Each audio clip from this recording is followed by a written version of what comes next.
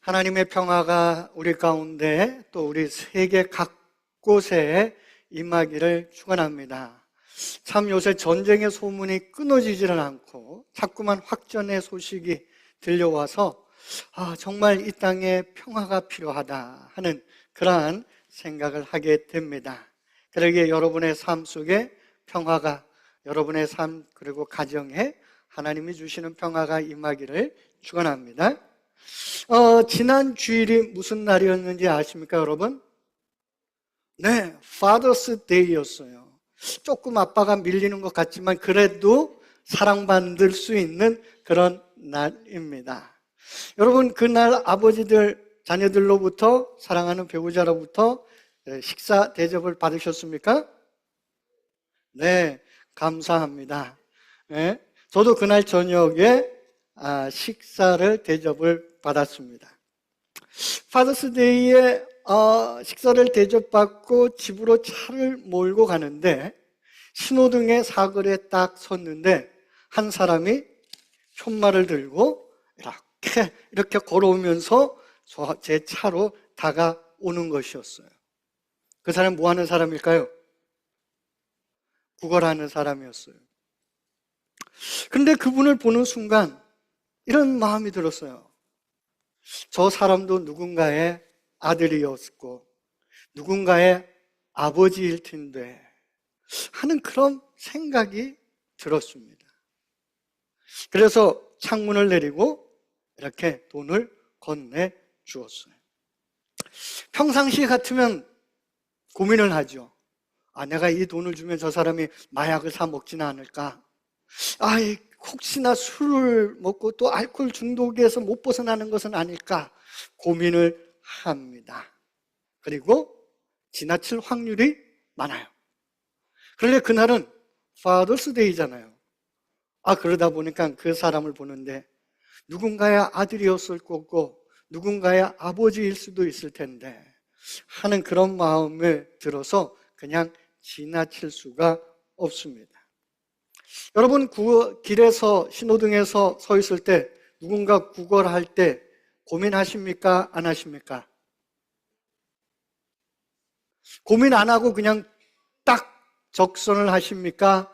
아니면 고민할 것도 없이 앞만 보고 앞만 봐야 눈이 마주치면 안 돼. 눈이 마주치면 와서 떠나지를 않아.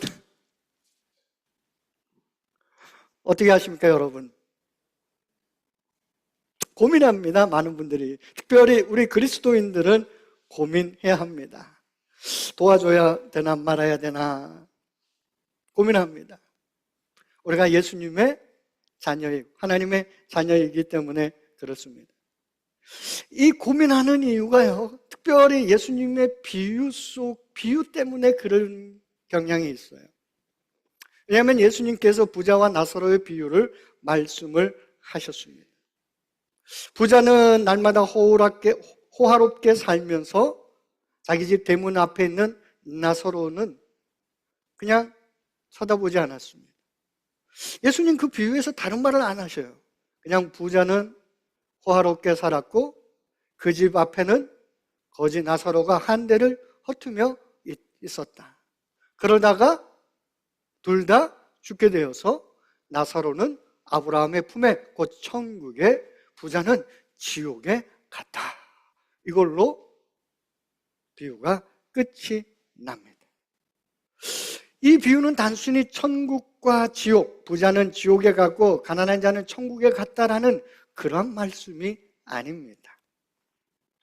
이 비유에는 그 유대인들 사회 속에 들어있던 굉장히 중요한 주제를 하나 가지고 있습니다.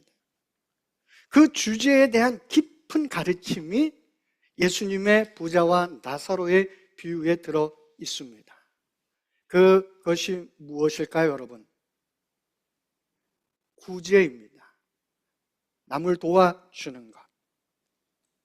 유대인들에게 있어서 구제는 선택이 아니라 하나님의 명령이었고 그것에 대한 순종과 공동체적인 책임이었다 하는 것입니다.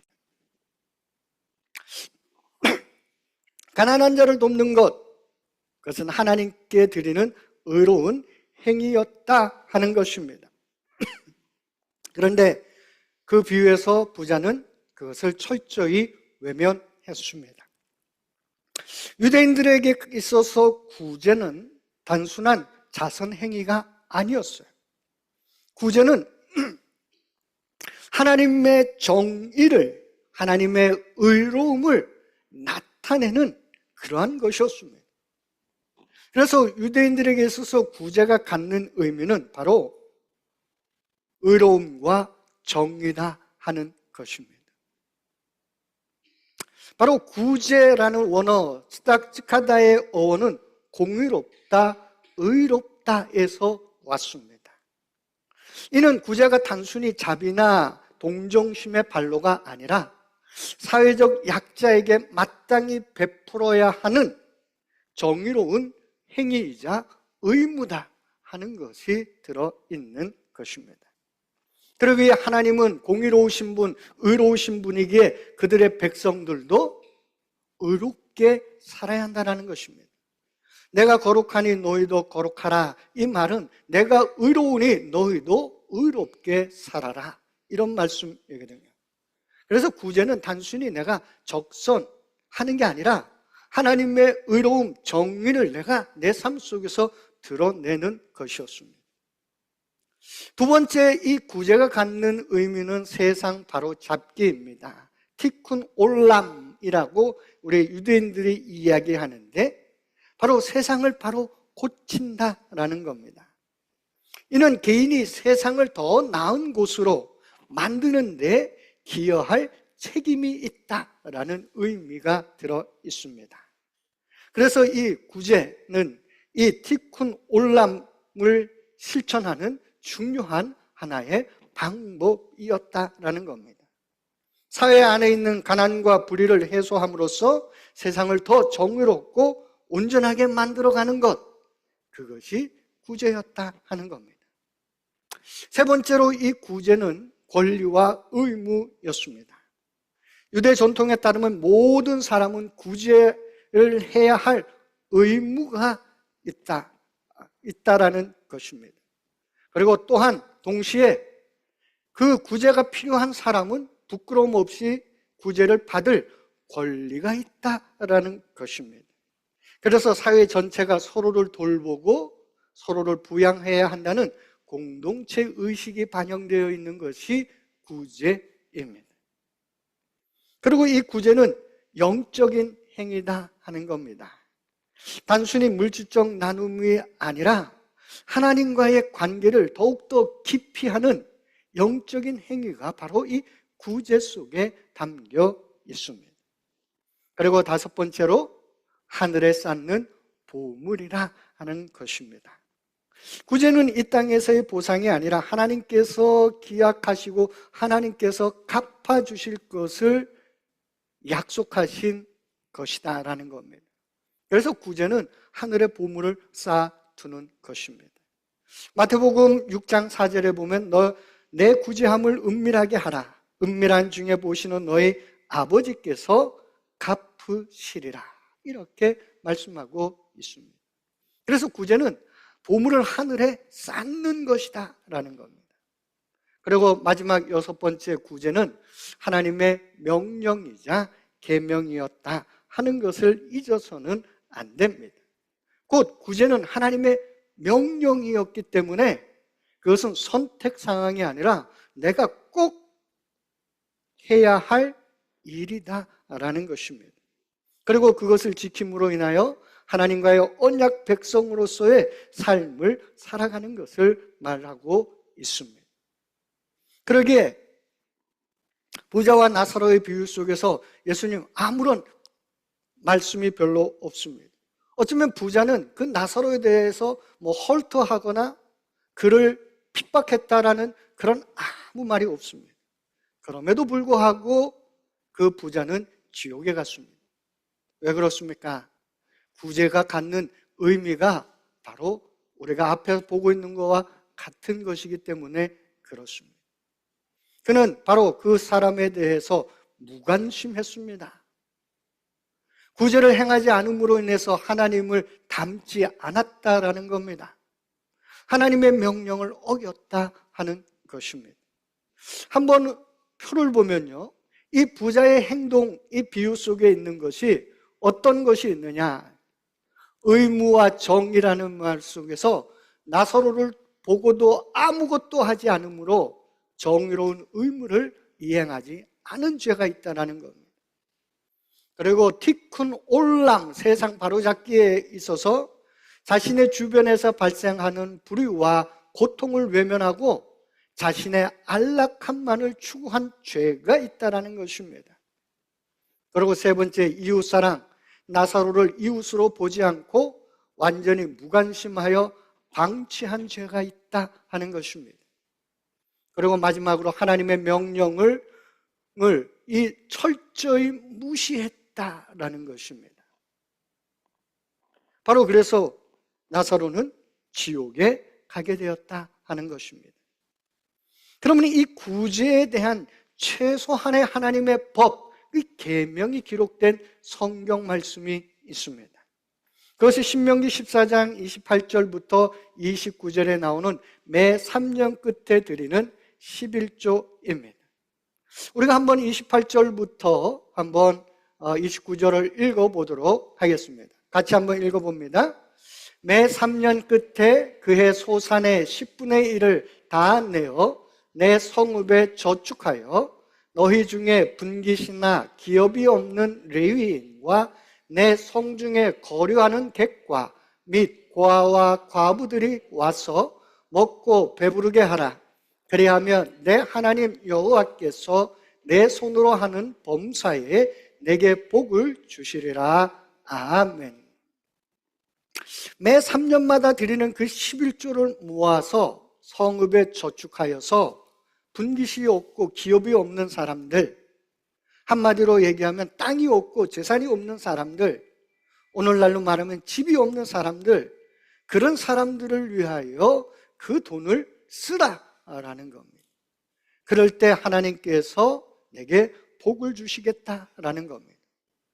이것은 한마디로 얘기해서 하나님께서 제도적으로 가난한 자와 약자를 도와야 한다, 이것을 명시하셨습니다. 그래서 사회의 불평등을 완화하기 위하여 만든 최소한의 법이 매 3년 끝에 드리는 11조다라는 것입니다. 이것을 통해서 하나님은 가난한 자를, 약자를 법적으로 도와야 한다 하는 것입니다.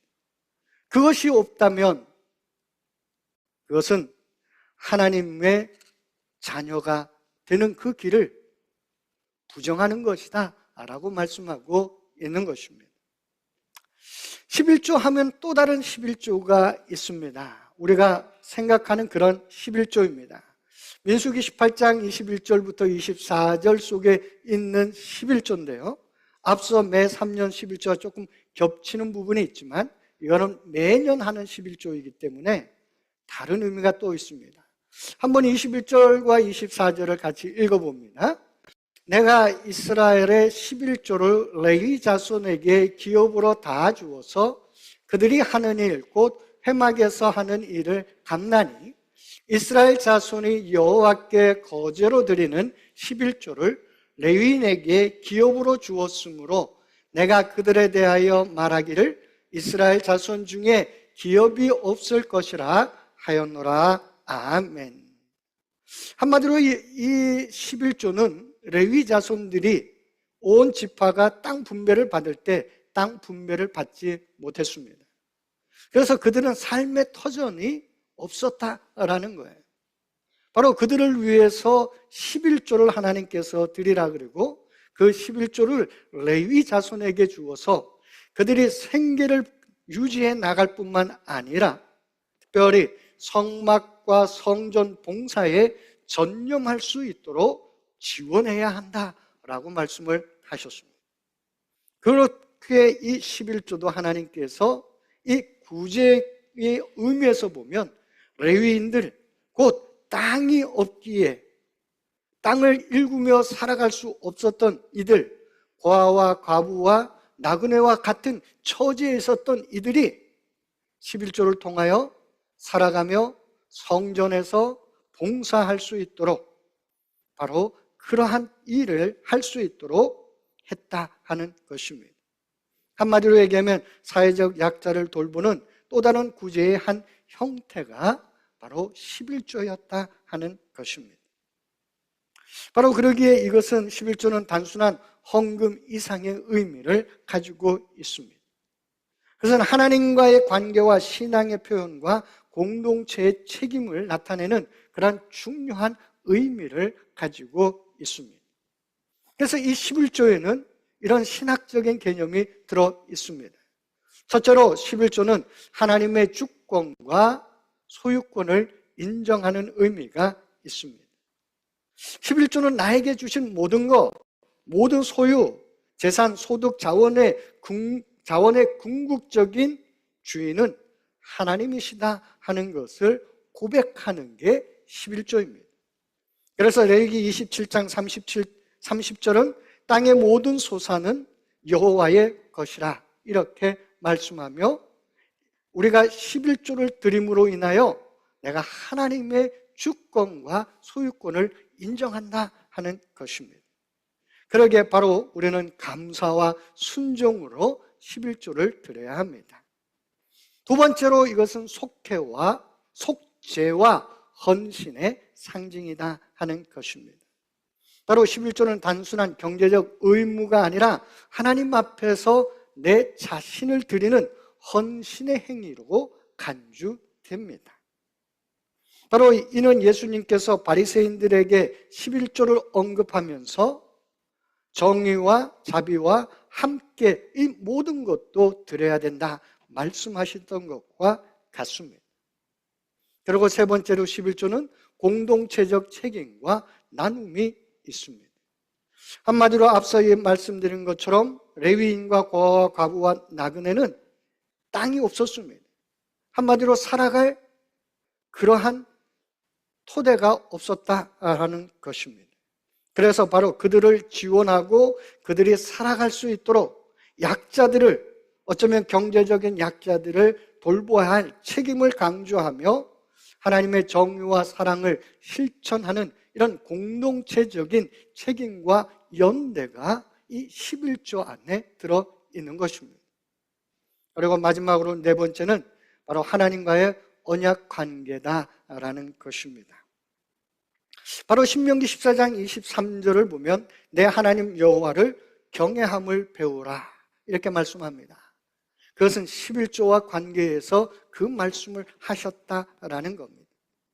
한마디로 11조를 드리는 것은 하나님과의 내가 깊은 영적인 훈련의 한 가지다라는 것입니다. 그러기에 우리가 하나님 앞에 내가 어떻게 살아가느냐, 내가 어떤 모습으로 서 있느냐 하는 것을 드러내는 게 11조다 하는 것입니다. 그래서 우리가 아는 것처럼 말라기 3장에 보면 11조를 드리지 않는 것은 하나님의 것을 도둑질하는 것이다 라고 말씀하고 있습니다. 11조를 드리는 것, 하나님의 주권과 소유권을 인정하고 바로 나의 신앙을 고백할 뿐만 아니라 속죄와 헌신, 그리고 공동체적인 책임과 나눔, 하나님과의 언약의 관계를 강화하는 행위로서 이것이 들어졌다 하는 것을 기억해야 합니다. 그리고 이는 언제나 자발적인 것으로 오늘날 우리에게 이야기되고 있습니다. 바로 이 신앙의 우선순위가 내가 무엇을 어디에다 주는가라는 것을 이야기합니다. 그리고 이것이 앞서 말씀드렸던 것처럼 하나의 훈련이다라는 것입니다. 결론적으로 하늘의 보물을 쌓는 사람, 그 사람은 이 땅에 기업이 없는 자, 즉 가난한 자, 고아와 과부와 레인 등과 같은 사람들을 도와주는 것입니다. 곧 하나님의 구제의 법, 그 정신을 지키며 살아가는 사람들, 그 사람들이 하늘의 보물을 쌓는 사람들이다라는 것입니다. 이는 단순히 앞서 말씀드린 것처럼 누군가를 돕는 것이 아닙니다. 그것을 넘어서 하나님의 정의, 그것을 구현하는 것이다 하는 겁니다. 그것은 하나님의 주권을 내가 인정하고 살아가는 것입니다. 하나님의 법에 따라 온전히 살아가는 사람, 바로 그 사람들이 하늘나라 백성이요 하늘나라 시민인 줄로 믿습니다. 우리가 캐나다에 살면 어느 법을 따라 삽니까? 캐나다 법을 따라 삽니다. 한국에 살면 한국의 법에 따라 살죠. 우리가 내가 하나님의 백성이요 하늘나라의 시민권을 가진 사람이라면 하나님 나라의 법에 따라 살아가야 합니다. 오늘 예수님은 말씀하셨습니다. 땅에다 보물을 쌓아두지 말고 하늘에다 보물을 쌓아두라. 그렇습니다. 우리가 하늘에다 보물을 쌓고 살아가는 우리들이 되어야 할 것입니다. 그런데 어떤 분들은 그런 분들이 있더라고요. 11조를 우리 교회가 어려우니 권사님, 집사님 우리 교회에다 좀 드려주세요. 그건 성경적이지 않습니다. 그것은 내가 섬기는 교회에다가 드리는 것이 온전한 11조다라는 거예요. 온전한 목회자라면 그렇게 가르칠 것입니다. 왜냐하면 그것은 내가 속한 공동체에 대한 책임을 내가 감당하는 것이기 때문에 그렇습니다. 바로 오늘을 살아가는 우리들, 하늘의 보물을 쌓고 살아가는 우리 모두가 되기를 소망합니다. 진정 우리가 살아가는 이 삶이 어디를 향해 가느냐라는 겁니다. 우리의 삶은 저 하늘을 향해 갑니다. 땅을 보고만 살아가지 않습니다. 땅의 것을 위해서 살아가지 않습니다. 하늘의 자녀들은 그 하늘을 소망하며 하나님을 바라보며 이 땅에 발을 들이고 살지만 저 하늘의 법에 따라 살아가는 사람들이 크리스찬이다 하는 것입니다. 바로 그런 모습으로 오늘도 살아가는 우리 모두가 되기를 축원합니다.